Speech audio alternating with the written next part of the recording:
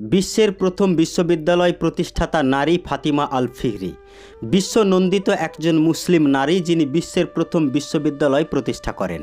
আজ থেকে প্রায় 1150 বছর আগে 859 খ্রিস্টাব্দে মরক্কোর ফেজ শহরের কারাউইন ইউনিভার্সিটি তার হাতেই গড়ে ওঠে। ইউনেস্কো এবং গিনেস বুক অব ওয়ার্ল্ডের রেকর্ড অনুযায়ী এটি হচ্ছে বিশ্বের প্রাচীনতম বিশ্ববিদ্যালয় এবং ডিগ্রি প্রদানকারী প্রতিষ্ঠান, যা এখনও পর্যন্ত একটানা চালু আছে।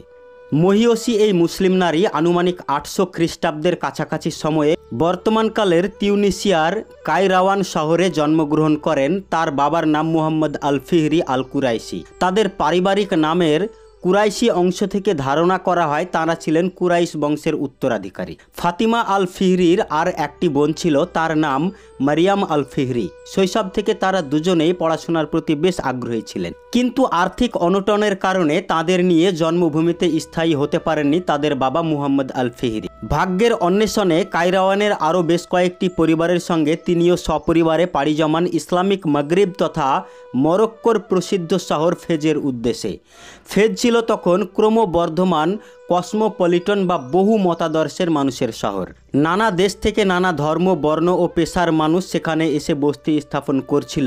কায়রাওয়ান থেকে সমাগত অভিবাসীরা ফেজে এসে নতুন পরিচয় পায় কারাউইন বা কায়রাওয়ানের অধিবাসী নামে। ফেজে এসে মুহাম্মদ আল ফিহরির ভাগ্য খুলে যায়। প্রচণ্ড পরিশ্রমের মাধ্যমে তিনি নিজেকে একজন সফল ব্যবসায়ী হিসেবে প্রতিষ্ঠা করেন। তার সন্তানদের জন্য সুশিক্ষার ব্যবস্থা করেন। ফাতিমা আল ফিহরি এবং তার বোন মারিয়াম আল ফিহরি আরবি ভাষা, ইসলামিক ফিকা বা আইনশাস্ত্র এবং হাদিস শাস্ত্রের উপর পড়াশোনা করেন। প্রাপ্তবয়স্ক হওয়ার পর এই ফেজেই এক যুবকের সঙ্গে ফাতিমার বিয়ে হয়, কিন্তু বিয়ের কয়েক বছরের মাথায় ফাতিমাদের পরিবারে মহা দুর্যোগ নেমে আসে। অল্প সময়ের মধ্যেই তার বাবা, ভাই এবং স্বামী মৃত্যুবরণ করেন। রয়ে যান কেবল এতিম দুই বোন ফাতিমা এবং মারিয়াম। বাবার রেখে যাওয়া বিপুল পরিমাণ সম্পত্তির উত্তরাধিকার হন তারা। দুই বোন বিলাসিতার পেছনে সম্পদ নষ্ট না করে তা ধর্ম ও মানবতার কল্যাণে ব্যয় করার সিদ্ধান্ত নেন। প্রথমে তারা ফেজে পৃথক দুটি মসজিদ নির্মাণ করেন। মারিয়াম নির্মাণ করেন আন্দালুস মসজিদ আর ফাতিমা নির্মাণ করেন কারাউইন মসজিদ। এ সম্পর্কে ঐতিহাসিক ইবনে আবি জারার বিবরণ থেকে জানা যায়, ফাতিমা 1859 খ্রিস্টাব্দের ডিসেম্বরে 3 তারিখে মসজিদ নির্মাণের কাজ শুরু করেন।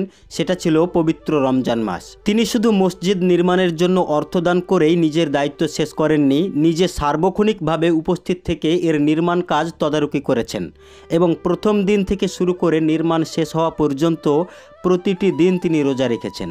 নির্মাণ কাজ শেষ হলে মসজিদের ভেতরে প্রবেশ করে নামাজ আদায় করেন ফাতিমা এবং আল্লাহর প্রতি কৃতজ্ঞতা প্রকাশ করেন।